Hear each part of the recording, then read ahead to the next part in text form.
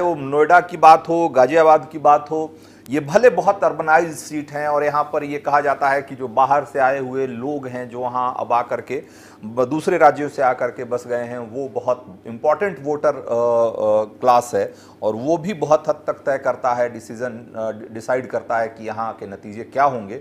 लेकिन ये कुल मिलाकर के जब हम समीकरणों की बात करते हैं तो जाति एक बार फिर से बहुत महत्वपूर्ण हो जाती है।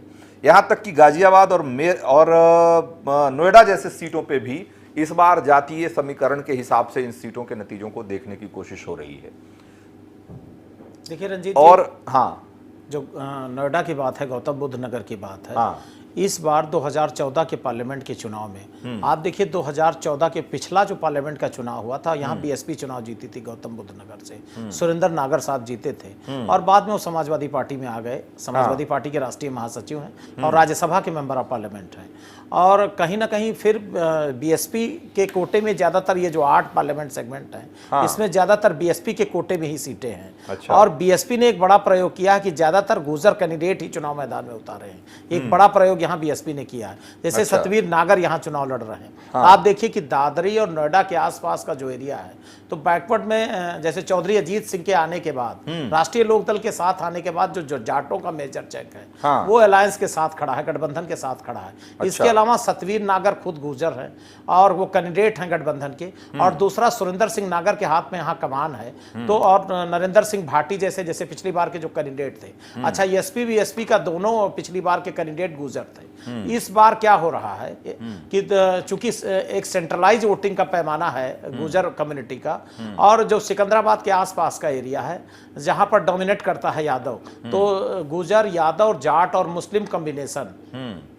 एक चीज, बड़ी चीज यहाँ गौतम बुद्ध नगर में ये हो रही है कि डॉली शर्मा कांग्रेस की कैंडिडेट है, और जो आखिरी समय प्रियंका गांधी का रोड शो हुआ वो तो गाजियाबाद, सॉरी हाँ, तो नोएडा की हम बात कर रहे थे कि महेश शर्मा और सतबीर नागर। हाँ, मैं आ रहा हूँ। महेश शर्मा के खिलाफ थोड़ा सा एंटी इनकम्बेंसी का माहौल था। हाँ, और ये कहा जा रहा है कि राजनाथ सिंह जी ने ठाकुरों का वोट है वो भी, हाँ, वोट बैंक, मैं उसी पे आ रहा हूँ। राजपूत लैंड है, राजनाथ सिंह जी ने रैली किया था और उस रैली में भी उन्होंने खुल करके कहा कि आप लोग महेश शर्मा जी से नाराज हैं, लेकिन वोट भारतीय जनता पार्टी को आपको देना होगा।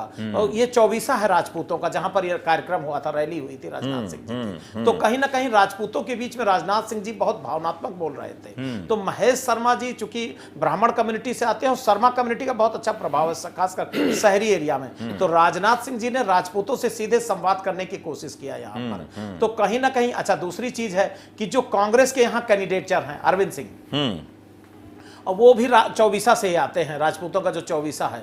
तो अगर कहीं उनका प्रदर्शन खासकर अपर क्लास में अच्छा हुआ तो निश्चित रूप से भारतीय जनता पार्टी के लिए परेशानी बन सकती है। अच्छा, और जिस तरह का सोशल जातीय गोलबंदी है गठबंधन के साथ, गुर्जर की, यादव की, मुस्लिम की और जाटव की, और इसके साथ करीब 1,20,000 जैसा जाट वोट भी जोड़ दिया जाए, तो एक बड़ा दायरा बनता है, एक बड़ा गुलदस्ता बनता है जातीय गोलबंदी का। अच्छा। तो निश्चित रूप से भारतीय जनता मतलब पार्टी, यहाँ दलित वोट भी करीब 4.5 लाख के आसपास है जी नोएडा में। अब एक चीज है रंजीत जी, दलित वोटों में जो जाटव वोट है वो तो गठबंधन के साथ है, लेकिन वाल्मीकि जो वोट है, खटिक वोट है, या जो धोबी वोट है, या कोरी वोट है, ये दलितों में जो दूसरा सेक्शन है, ये भारतीय जनता पार्टी के एक तरह से ट्रेडिशनल वोट में कन्वर्ट हो गया है, खासकर खटिक और धोबी। और जब से राष्ट्रपति रामनाथ कोविंद साहब हुए हैं, एक आकर्षण, एक भावनात्मक अटैचमेंट भारतीय जनता पार्टी के साथ हुआ है। लेकिन चूंकि इस पूरी बेल्ट में 8 पार्लियामेंट में दलितों में सबसे बड़ी आबादी जाटवों की है, तो दलितों का एक मेजर चंक माना जाए कि गठबंधन के साथ है। लेकिन ठीक बनिस्बत गठबंधन बीजेपी के साथ भी दलितों की लामबंदी कम नहीं मानी जा सकती। अच्छा, तो मतलब आप ये कह रहे हैं कि अगर मतलब ठीक है कि वोट दलितों का ठीक बहुत है, और लेकिन उसको ये नहीं हम मान सकते कि ये पूरा का पूरा जो है गठबंधन को जाएगा, उसमें कुछ बिखराव होगा। लेकिन ज्यादातर चूंकि वोट जो जाटवों का है और वो एक तरीके से ट्रेडिशनल वोट बैंक है बीएसपी का, तो ये उसका फायदा उसको मिलेगा। तो मुस्लिम, यादव और दलित ये मिल करके यहाँ पर एक ठीक ठाक कॉम्बिनेशन बन रहा है। जैसा कि आपने कहा कि अगर राजपूतों का वोट जो महेश शर्मा से नाराज बताए जा रहे हैं, अगर अरविंद शर्मा को वो चला गया, शिफ्ट हो गया, तो फिर महेश शर्मा बहुत मुश्किल में होंगे। अच्छा, तो कुल मिलाकर के है कि बहुत सारी सीटें जो में इसी तरह के समीकरण, जातीय समीकरण, जबकि देखा जाए तो नोएडा आज की तारीख में एक देखा जाए तो एक कॉस्मोपॉलिटन सिटी के तौर पे कहाँ पूरे देश के लोग रहते हैं वहाँ, लेकिन आज भी जातीय गणित बहुत महत्वपूर्ण है और जाति के आधार पे बहुत फैसले हो रहे हैं। गाजियाबाद में भी कमोबेश यही स्थिति है। अभी आप डॉली शर्मा की बात कर रहे थे, वहां भी ब्राह्मण वोट बहुत ठीक ठाक वोट है, मुसलमानों का भी वोट वहां है। लोनी का जो पूरा इलाका जो है, मुरादनगर और लोनी की जो दो कंस्टिट्यूएंसी है, वहां पर मुस्लिम वोट भी बहुत ठीक ठाक संख्या में है।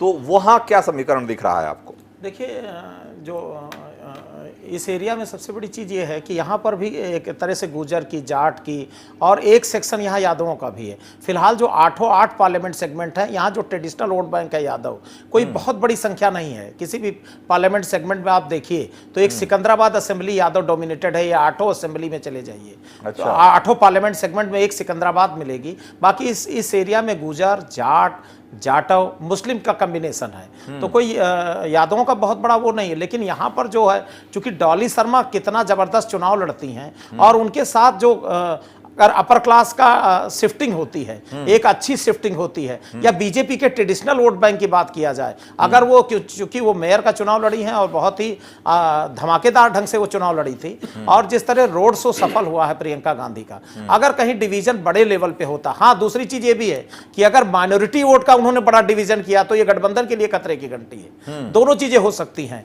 इसमें। हम बड़े उससे नहीं कह सकते कि गठबंधन का नुकसान कर रही हैं या फिर भारतीय जनता पार्टी का नुकसान कर रही। इसमें दोनों सिग्नल है। अगर उन्होंने अपर क्लास या शहरी मतदाताओं का में बड़ा आकर्षण पैदा कर रखा है तो निश्चित तौर पर भारतीय जनता पार्टी के लिए खतरे की घंटी है।